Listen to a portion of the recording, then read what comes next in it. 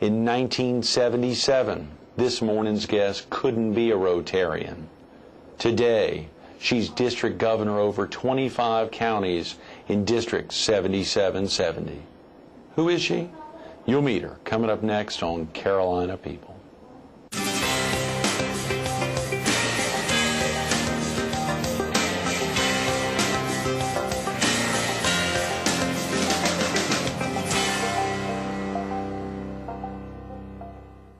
Good morning. Welcome to Carolina People. This morning we're at Puckett, Sheets & Hogan Insurance Agency, the Grand Strand's largest independent insurance agency on 21st Avenue North in Myrtle Beach. We're focused on Rotary District 7770, and we're visiting with the district governor, Mary Martin. Good morning, Good morning. Mary. How are you? Thank you so much for coming in. Thank you for inviting me. It's great getting you in. Of course, the last time we were together, we were at the Herald Studio there on the former Myrtle Beach Air Force Base, housed there with Fox 43. Right. Of course, a lot going on at the time. That was a couple of years ago. You weren't yet the district governor. I guess you were probably in line for that. You were doing a lot of traveling at the time. Yes. A lot happens in these 25 counties and throughout the world with Rotary International. That's true. You stay very busy. Are you originally from the area, Mary? I was born in Horry County, yes. Is that right? Mm-hmm. You've got deep roots here. I do. I'm one of the few people you'll meet on the Grand Strand that actually was born in this county. Yes, there are not many. You're exactly right. You're exactly right. Yesterday, Mike Hogan was with us, the co-owner here of the agency, who's been here, I think he said 28 years. But you're right. And of course, he considers himself a local and with deep roots here, but definitely not born and bred here. Right. It's kind of funny, in Rotary, I tell people all the time, you know, the Yankees come down here and they see how wonderful our life is and what a lifestyle we have, and before you know it, they're invading our towns, and the next thing they're in our neighborhoods, and they make wonderful Rotarians. And an emphasis this year is on membership, so I tell them to give them about 6 weeks to do all the honeydew things, and then to invite them to Rotary, because we can certainly use them in the Rotary world. The Rotary world is always seeking new members? Always. Always, yeah. Yes. For viewers who may not be familiar with Rotary, Mary, what exactly is Rotary? Folks hear it all the time. Obviously, they hear about Rotary International. I think a lot of people hear it, but they don't realize all the things that Rotary is involved in. But it's an international organization that promotes peace and goodwill throughout the world. And we do that in a variety of ways. There are over 200 countries now that have Rotary clubs in them. But we like to send ambassadorial scholars into other parts of the world to study, because we know that when they go to another country and they get to know each other one-on-one, when they come back here, their friends in that other country never forget them. Right. And they have a bond that you cannot get any other way. The youth exchange program through Rotary is the same identical way. We have children that come from all over the world to study for 1 year during high school in the United States. After those kids are here, they live in homes like yours and mine, and they're our kids. And when they go back, they still belong to us. We've had a part of their life. And we have one guy in our district that has housed so many of these children through the years. He goes to their weddings and to their anniversaries and to their birthday parties. All over the world? All over the world. Wow. And, I mean, when you talk to him about Rotary and what that exchange program does, you just get warm fuzzies, because it's truly a wonderful experience. That's tremendous. That's tremendous. Well, so many things happen in that regard, and obviously within these 25 counties, I believe District 7770, which you're the district governor, a very large area. You must be on the road a lot, Mary. It's tough. I started July the 1st, and the first week I couldn't do any club visits because most of the clubs closed down during the week of the 4th. Right. But the next week I started out hard and heavy, and week before last I actually went to 6 Rotary clubs that week and spoke. But over in the 25 counties. Yeah. And but it's an interesting job. I have to go to each club in the district, and we have 78 clubs right now. But the thing that really gets me is to go from club to club and area to area, we all have a common goal, but we're all very different. Right. And it's just nice to go into different areas and hear what the Rotary clubs are doing in each area.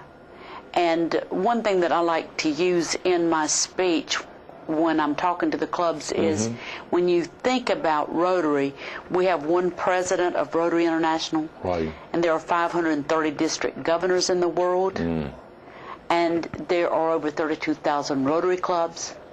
32,000 clubs, not members, right. clubs. Wow. And then there's over 1.2 million Rotarians, and it's not the president of Rotary that does the work, and it's not the district governors that do the work, it's the people in the clubs that do the work. Right. And then I ask them to think about their club, just what their club does. And to multiply that times 32,000 Wow. clubs Right. that are all over the world doing the same similar projects. Right. And then I ask them, what would our world be without Rotary? That's a great way to pretty- it's just take a pretty- break right now. Yeah, just to think about that. Pretty Yeah. powerful when you think about it. What would the world be without it? Because each club in our district has different projects. Some of them help in a library to build shelves or to help buy the books. They buy computers. Other areas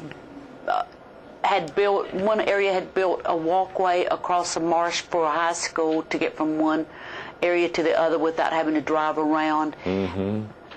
Other clubs have all similar projects. Right. And then it's really kind of fun, too, to go into different areas and hear how they raise money. Oh, yeah, I bet. Sure. Now, you know, we have the duck race here in North Myrtle Beach, but Daniel Island Rotary Club actually had a duck race down at Daniel Island, and they dumped over 100,000 ducks in the water. Real ducks.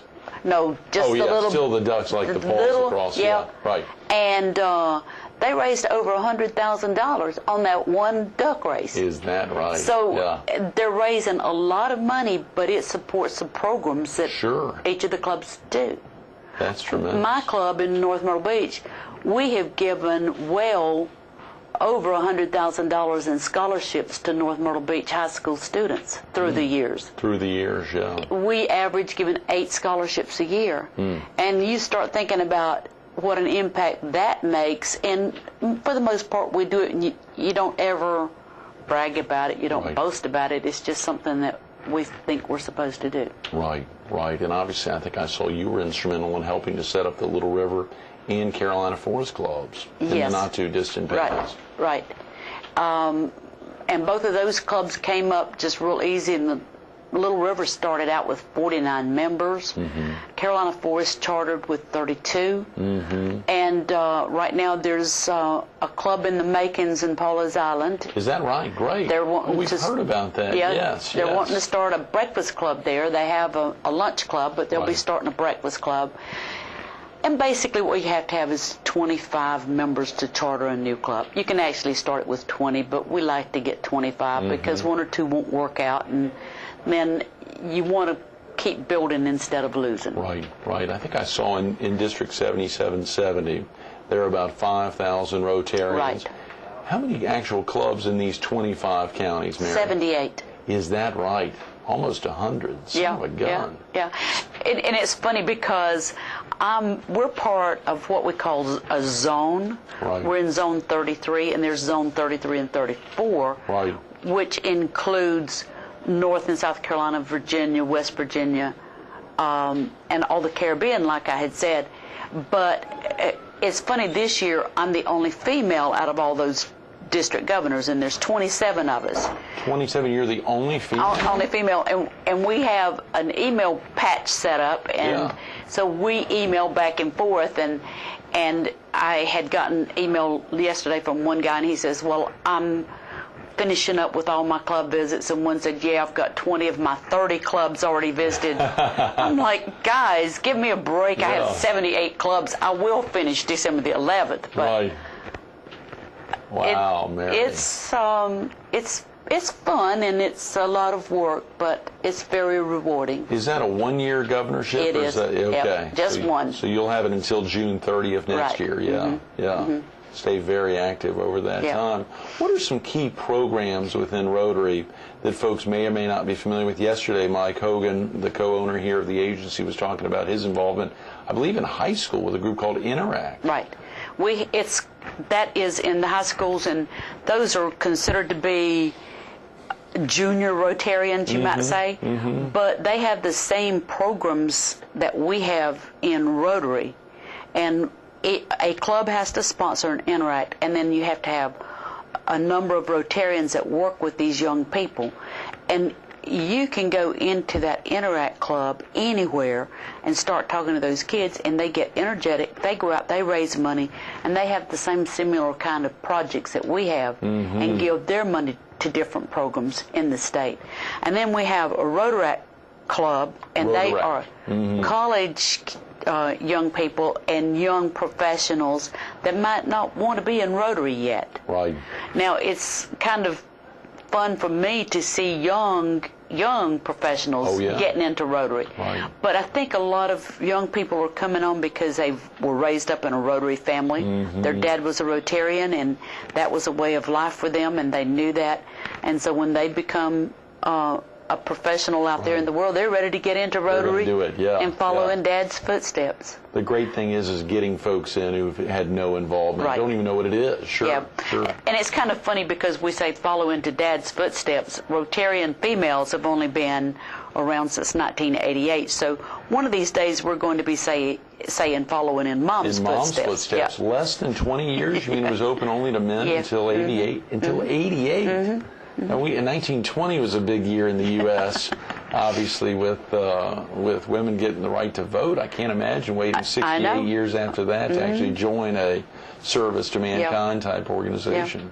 And it was really kind of funny when I first joined. I was in Florence, and 2 of our members actually quit because women were allowed into Rotary. Oh, come on. But I really think that today that Rotarians are seeing that women are energetic and they're capable, and they really do make a significant contribution to Rotary. So that idea has changed. Now, in other parts of the world, there are still clubs that will not allow women. Is that right? In fact, I heard of a lady that had Get gone away with that. I can't even imagine I know. how. But it's different countries and their beliefs, Oh, and so you That's have right. to overcome That's that. But now, if we go to another country and go to a Rotary club, they will welcome us, but they don't have any, and they'll tell you real quick they don't have women in Rotary. That's very interesting. You know, there's so many things I saw, Mary, very exciting, and we talked about that yesterday with Mike and during his interview, that for 2 years of the past 4 years, this was in your recent September press release or message that goes out to all the folks in District 7770. I got to read this. For 2 years out of the past 4 years, we've been #1 in the world, not in the U.S., not in North America, but in the world in foundation annual giving. In foundation annual giving. So of the 500, and you said plus district governors worldwide, this district here, 7770, serving the 25 eastern counties of South Carolina, has been #1 in the world 2 of the last 4 years. That's incredible. It is, and that's what I tell our members. If you look at that achievement, and then you think of somebody in South Africa or in Australia looking at the record and saying, District 7770, who are they, and where are they? It is us. Yeah. And we really do have a lot to be thankful for. That is tremendous, yeah. Right. And now next year, the president of Rotary International is going to be from Korea. Is that right? And can you believe last year, with us being #1 in the world, Korea was right behind us, and their contributions were $2,000 less than ours. Only 2,000. Son of a gun. Yep. Someone hot on your heels. Yep. I wonder if they thought they were going to get it. I don't know. Someone came in last minute cutting that check to keep I don't that. know. How about over the last 4 years? What the other 2 years where who else overtook District 77? I can't even tell you. Sure. I can't. But the way Rotary works is the money that we give to the annual programs fund, 3 years later, half of that money comes back to the district. So last year I received a letter in the mail saying, you're going to be getting $446,000. Well, you can imagine a woman's gleam in her eye. Oh, wow. At $446,000 to spend. But it's specified that you have to spend it on educational and humanitarian projects. And so we selected 8 ambassadorial scholars to go abroad to study. Those scholarships are worth $26,000 each. No way, Mary. Yes. Coming out of District 7770, that's tremendous. And the University of South Carolina has sent more ambassadorial scholars out in the world than any other university in the world.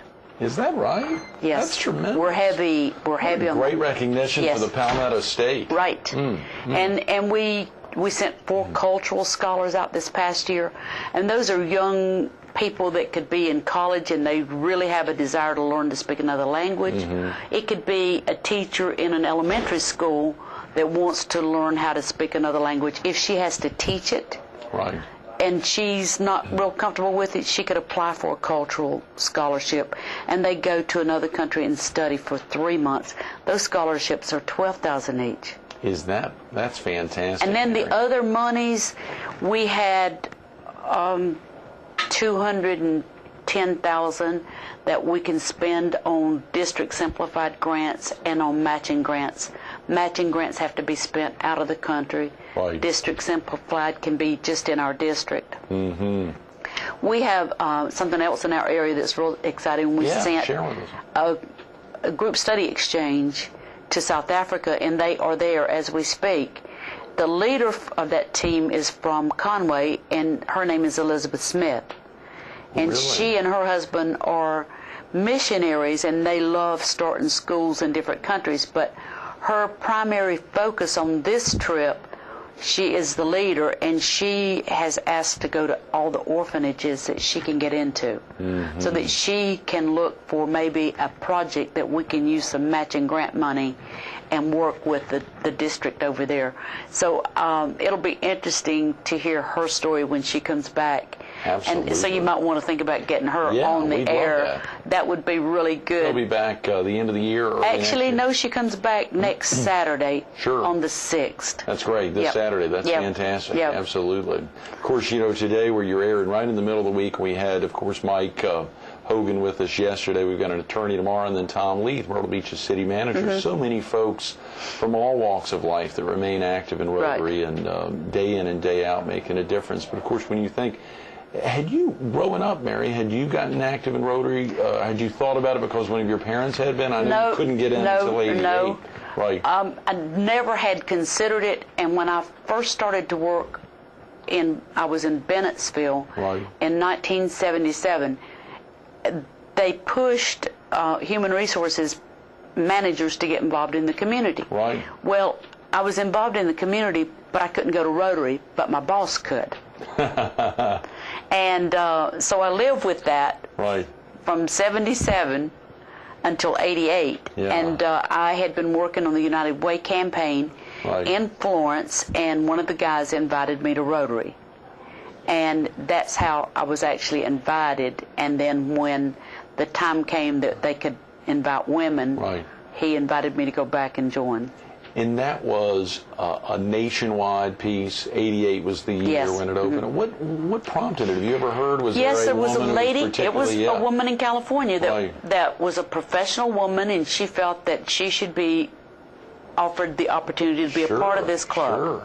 And really, Rotary started out with an attorney in Chicago, and he was kind of lonesome. He had moved to Chicago, and he didn't have any friends, so he invited 2 other professionals. Let's start getting together at lunch and talk about how we can support each other's business. And so that's how it started, and it grew by leaps and bounds.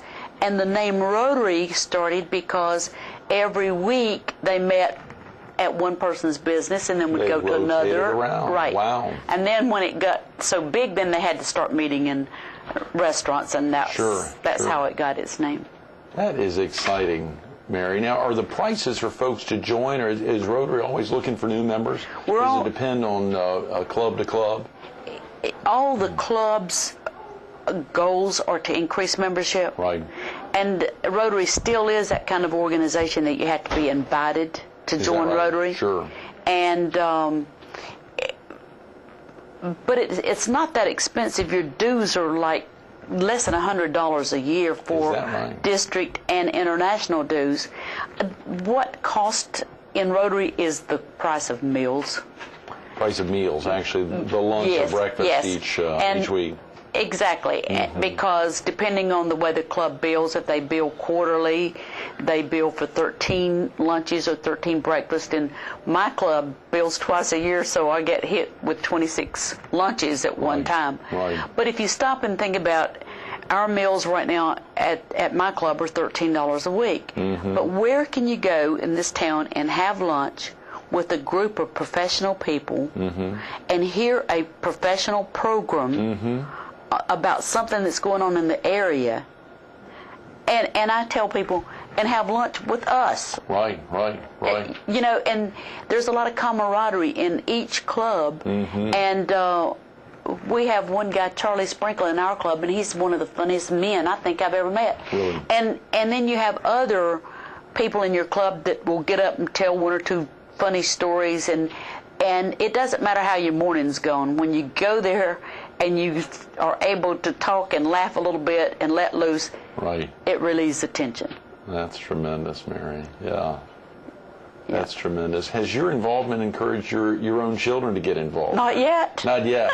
You're still praying for the day. Yeah, it's funny. My son is part owner in a car dealership in Wilmington, and I keep saying, John, you need to join Rotary.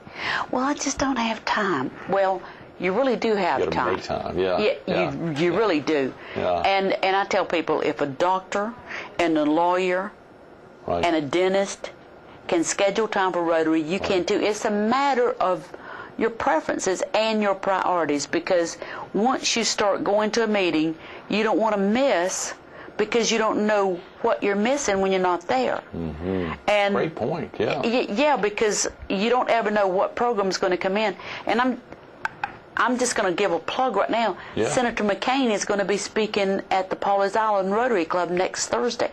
Is that right? And so I even heard that President Nixon showed up one day at a Rotary meeting somewhere in this country. He was in town, saw where Rotary met. He was a Rotarian, and so he and his entourage showed up for Rotary. So you don't ever know. And in our area, it's particularly kind of nice because people from all over the world come here on vacation. Sure. Golly. And they just show up at Rotary because they know they're always welcome. Right. So you never know who's going to be at your Rotary Club. That is wonderful, Mary. What a great experience. You know, for folks, we've got just a couple of minutes, and that idea that you shared early in the interview, that aspect of sitting back and thinking about all the districts and all the clubs worldwide, and to think of that impact. It really is significant as you sit there. We could have almost ended the interview on that and let folks just think of the significance of that, because it truly is an earth-changing and just a life-changing event, the fact that Rotary got started. And the international component actually started in Chicago. Chicago.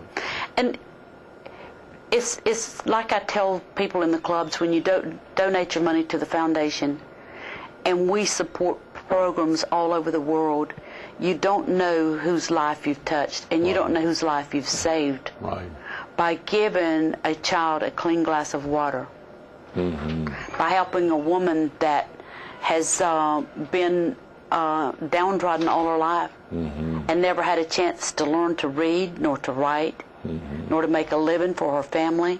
And you can give them a simple sewing machine and they can learn how to sew and make a living and support their family. And one of the presidents, when I was in California talking, said he hoped that the sun would never set on a Rotary project in the world. And that's pretty powerful when you stop and think about it. It's an amazing organization.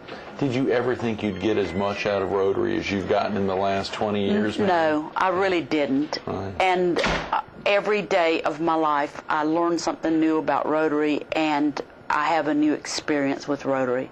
And I'm just humbled and honored at the same time to be a part of it. Oh, yeah. Yeah, you've brought some of those kids into your own home, I Yes. believe. Yes, I the have. international experiences there. Yeah. Anything that really stands out? Well, the first person that I had in my home from another country was a female allergist from Egypt, from Cairo. And it was very interesting when she and I started talking about our similarities and yet our differences, Right. because she's Muslim, and she actually showed me how she prayed and how they have to cover their body except for their face. It's the only thing that can show during prayer. And then you talk about your cultures and how different they are. And she had never spent the night in anyone's home. They can't. As a girl in Egypt, they cannot stay in anyone's home. So my house was the first house she had ever spent the night in, other than her family. That's amazing. And so I think when you get these people into your homes and you start talking to them and you realize that we are similar, very similar, we still are in touch with each other today. And that's been a long time ago that I had her in my home. That's But great. yeah, that does stand out. I took her to church with me, to a Methodist church. Oh, Mary, we're going to have to get you back in to talk about that another time. I'm sorry we've run out of time. That's I'd love to hear okay. that story. Thanks. Just Thank her, a you. Muslim, being there at the Methodist Church with you. Thanks so much for being with us this morning. Thank you. Absolutely. It's fun. Stay tuned to more Carolina People with District Governor Mary Martin coming up next. Won't that be a special day? Won't that be a special day when someone's asked the question, why did you get into Rotary? The response there is, I'm just following in my mom's footsteps. I'm following in my mom's footsteps. We think about Mary Martin here, a District 7770 encompassing 25 eastern counties of South Carolina, 78 clubs, 5,000 Rotarians. Day in, day out, just think if District 7770 wasn't around, the amount of impact they have in these 25 eastern counties. But that real exciting aspect, even that second question, why did you decide to go ahead and position yourself for district governor? Well, I was following in my mom's footsteps. What a tremendous opportunity. Mary Martin and so many other Rotarians making a difference every day.